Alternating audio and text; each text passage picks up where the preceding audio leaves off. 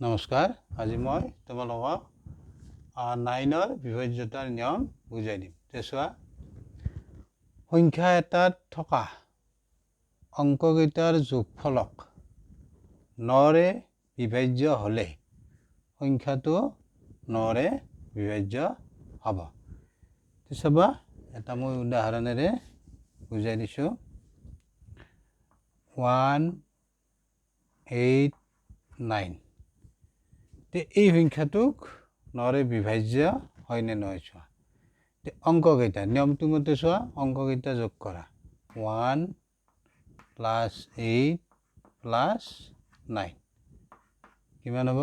এইটো 9 9 9 + 9 18। 18ক 9ৰে হৰণ যায় বা 18টো 9ৰ গুণিতক। গতিকে এই সংখ্যাটোকো 9ৰে হৰণ যাব।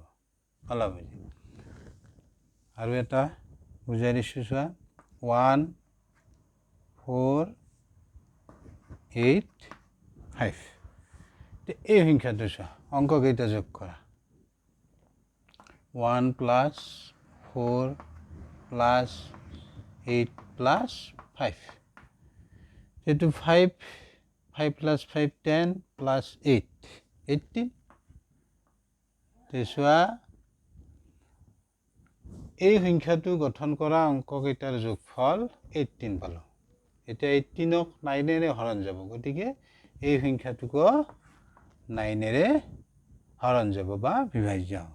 তেনেকৈ 5004 এইটোকো 9ৰে বিভাজ্য হ'ব।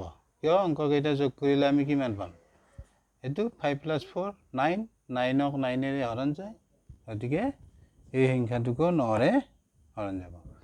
গতিকে তোমালোকে বুজি পালানে নাই কমেণ্টত জনাবা, আৰু লগতে ভিডিঅ'টো লাইক শ্বেয়াৰ কৰিবা। Thank you, bye by.